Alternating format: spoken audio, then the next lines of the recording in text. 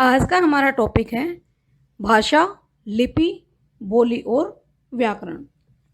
सबसे पहले हम पढ़ेंगे भाषा की उत्पत्ति और इसका अर्थ। भाषा शब्द संस्कृत की भाष धातु से बना है, जिसका अर्थ है बोलना, अर्थात भाषा वह है जिसे बोला जाए। बच्चों, भाषा शब्द संस्कृत की भाष धातु से बना है, मतलब संस्कृत के भाष शब्द से ही भाषा शब्द की उत्पत्ति हुई है और इस भाष धातु का अर्थ है बोलना। इस प्रकार भाषा वह है जिसे बोला जाए। भाषा का संबंध व्यक्ति के विचारों से है। विचार मूक रूप में उठते हैं, लेकिन जब विचारों को ध्वन्यात्मक रूप प्रदान कर दिया जाता है तो वह भाषा बन जाती है। भाषा का प्रयोग अधिकतर बोलकर किया जाता है। विचारों का मूक रूप मतलब विचार अंतर्मन में उठते हैं और उनकी कोई आवाज़ नहीं होती। विचार हमारे कल्पना में होते हैं, हमारे अंतर्मन में होते हैं और उनका वे मूक रूप में ही होते हैं। लेकिन जब इन विचारों को मौखिक रूप में दूसरों के सामने प्रकट किया जाता है या मौखिक रूप प्रदान कर दिया जाता है तो वह भाषा बन जाती है और इस भाषा का प्रयोग बोलकर किया जाता है। इस प्रकार भाषा विचारों का आदान प्रदान, दूसरों की बातों, भावनाओं, विचारों आदि को समझने, अपने विचारों को दूसरों तक संप्रेषित करने का कार्य करती है। इस तरह भाषा भावों और विचारों के आदान प्रदान का माध्यम है। भाषा के रूप।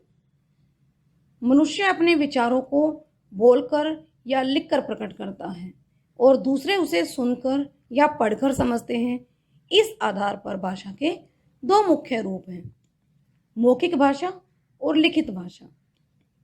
मौखिक भाषा, जब मनुष्य बोलकर अपने विचारों को दूसरों के समक्ष प्रकट करता है तो दूसरे सुनकर उन्हें समझते हैं। यह मौखिक भाषा है। यह भाषा का मूल रूप है, अर्थात जब विचारों को बोलकर प्रकट किया जाता है तो वह भाषा का मौखिक रूप होता है और यही मूल रूप कहलाता है।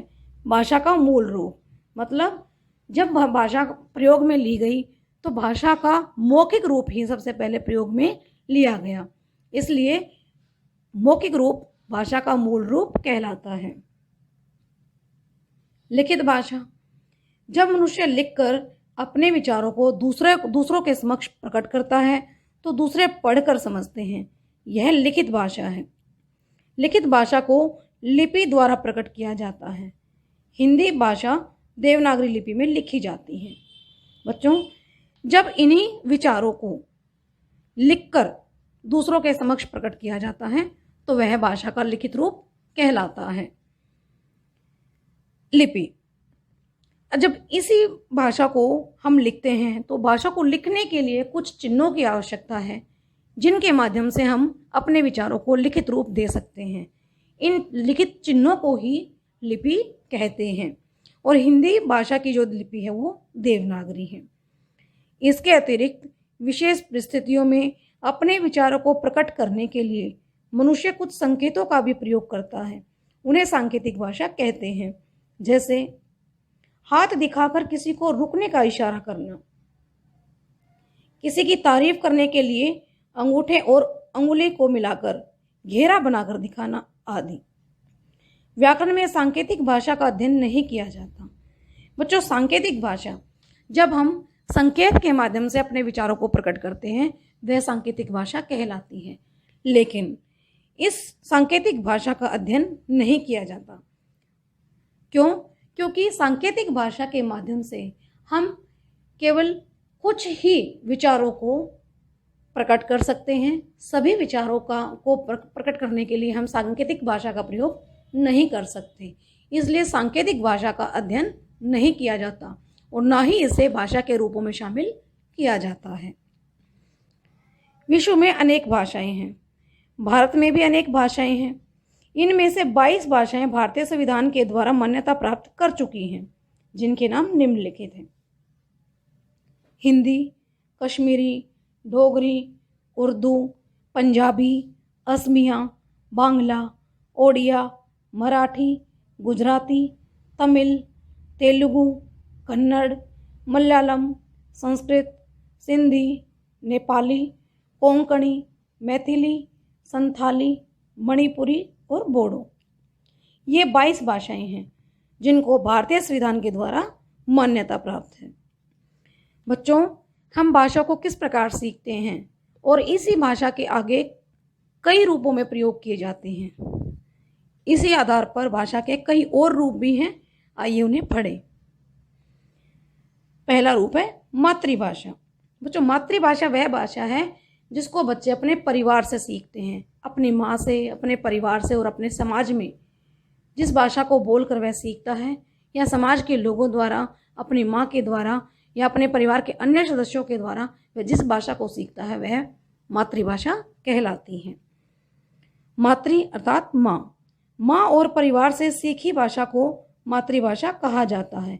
जैसे हिंदी भाषी परिवार में जन्मे बालक की मातृभाषा हिंदी होती है, उसी प्रकार तमिल या तेलुगु परिवार में जन्मे बच्चे की भाषा हिंदी ना होकर तमिल या तेलुगु होगी।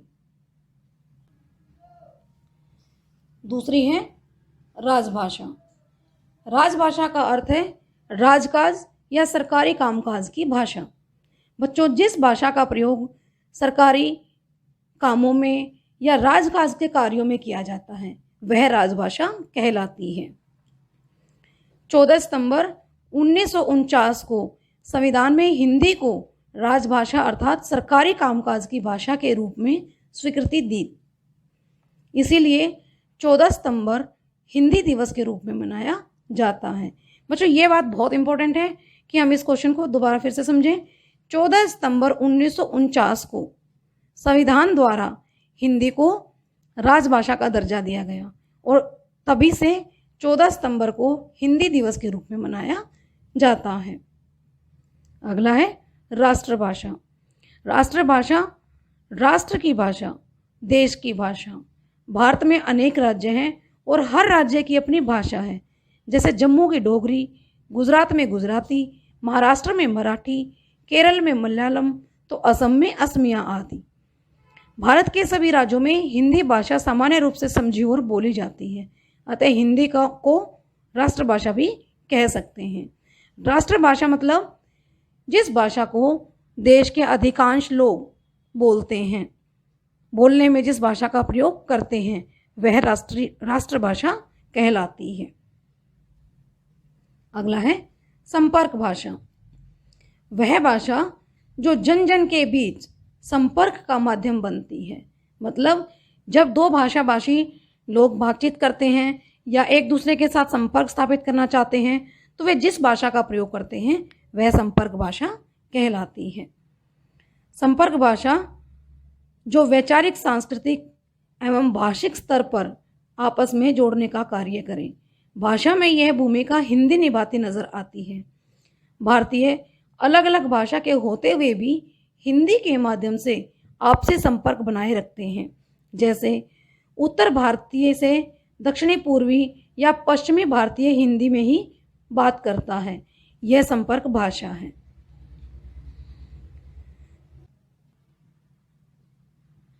अगला है बोली। भाषा और बोली में अंतर होता है। भाषा के क्षेत्रीय रूप को बोली कहते हैं। बोली देश के किसी भी भाग में बोली जाने वाली वह भाषा है जिसका अपना साहित्य नहीं होता, अर्थात बोली भाषा का ही क्षेत्रीय रूप है और यह देश के किसी भी भाग में बोली जाने वाली भाषा है और इसका अपना कोई साहित्य नहीं होता, इसकी अपनी कोई लिपि नहीं होती। बोली में 10-20 मील की दूरी में ही हल्का सा परिवर्तन आ जाता है, परंतु उसके प्रचलित और सामान्य रूप में कोई परिवर्तन नहीं आता। ब्रिज अवधि खड़ी बोली में साहित्य रचना भी हुई, परंतु आगे चलकर केवल खड़ी बोली ही हिंदी वर्तमान भाषा का रूप ले पाई जिसका व्यवहार हम करते हैं। अगला है लिपि। लिपि मीन्स लिखने के लिए प्रयोग किए जाने वाले चिन्ह। बच्चों, किसी भी भाषा को लिखने के लिए कुछ चिन्हों की आवश्यकता होती है और इन चिन्हों के बिना किसी भी भाषा को नहीं लिखा जा सकता। तो लिखने के लिए जिन चिन्हों का प्रयोग किया जाता है वही लिपि कहलाती है।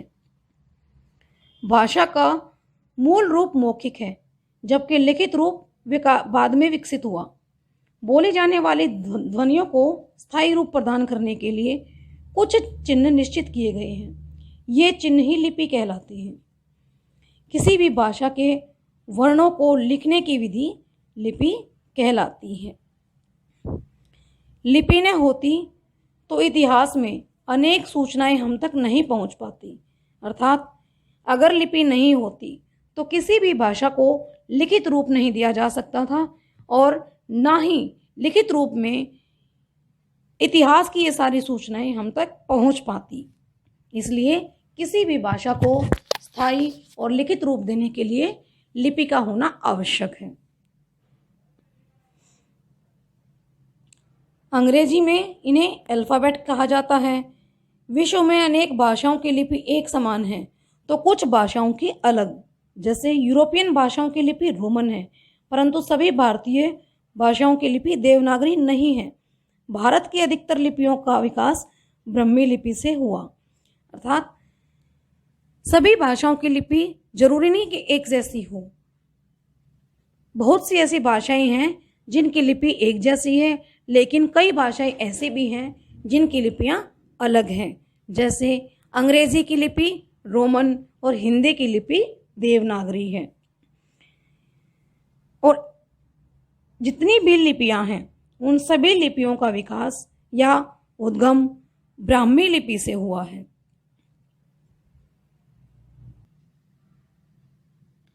प्राचीन समय में जब भाषा का विकास नहीं हुआ था, प्राचीन समय में जब लिपि का विकास नहीं हुआ था तो विचारों की अभिव्यक्ति चित्रात्मक रूप में होती थी। अर्थात चित्र बनाकर विचारों को प्रकट किया जाता था। आइए अब कुछ भाषाओं की लिपि पढ़ें। संस्कृत, हिंदी, मराठी, गुजराती, इन सभी भाषाओं की लिपि देवनागरी। अंग्रेजी, फ्रेंच, स्पेनिश, जर्मन, इनकी लिपि रोमन। इसी प्रकार उर्दू की लिपि फारसी, अरबी की अरबी, पंजाबी की गुरुमुखी, असमिया की देवनागरी। इस प्रकार देखिए कुछ भाषाओं की लिपि एक जैसी है और कुछ की अलग। अब हम पढ़ेंगे व्याकरण। व्याकरण का क्या अर्थ है, व्याकरण की आवश्यकता क्यों होती है और व्याकरण के अंग कितने होते हैं। व्याकरण शब्द का सामान्य अर्थ होता है शब्दों, वाक्यों एवं भाषा का विश्लेषण। इस प्रकार व्याकरण वह शास्त्र है जो भाषा के स्वरूप संबंधी नियमों का शुद्ध ज्ञान एवं प्रयोग सिखाता है। अर्थात व्याकरण के द्वारा हम किसी भी भाषा के शुद्ध रूप को सीखते हैं। यह आवश्यक नहीं कि किसी भाषा को सीखने के लिए व्याकरण का ज्ञान आवश्यक हो। भाषा प्रयोग से अधिक शीघ्रता से सीखी जा सकती है। अर्थात हम किसी भी भाषा को सीखने के लिए जरूरी नहीं कि हम पहले उसके नियम, व्याकरण के माध्यम से उसके नियमों को सीखें। किसी भी भाषा को अगर सीखना है तो उसको जितना अधिक प्रयोग में लिया जाएगा वह उतनी ही अच्छे से आती है। लेकिन भाषा के मानक रूप को सीखने के लिए, उसके अधिक स्पष्ट रूप को सीखने के लिए व्याकरण के ज्ञान की आवश्यकता होती है। इसीलिए व्याकरण का अध्ययन करना आवश्यक है। और यदि हम अपनी मातृभाषा के अलावा कोई अन्य भाषा सीखना चाहते हैं तो उसके लिए भी व्याकरण के नियमों की आवश्यकता होती है। जैसे भारत में रहने वाले लोग यदि अंग्रेजी भाषा सीखना चाहते हैं तो अंग्रेजी भाषा के लिए उन्हें पहले व्याकरण के नियमों को समझना, जानना आवश्यक है। भाषा पर पूर्ण अधिकार प्राप्त करने के लिए, शुद्ध बोलने एवं लिखने के लिए व्याकरण का अध्ययन आवश्यक है। इसी प्रकार व्याकरण ही भाषा का मानक रूप निर्धारित करता है। अगला है व्याकरण के मुख्य अंग। तो व्याकरण के 3 मुख्य अंग हैं। पहला वर्ण विवेक, दूसरा शब्द विवेक और तीसरा वाक्य विवेक। वर्ण विवेक, इसमें वर्णों के स्वरूप, भेद, प्रकार, स्थान, इनकी उत्पत्ति, संयोग, संधि आदि पर विचार किया जाता है। शब्द विवेक, इनमें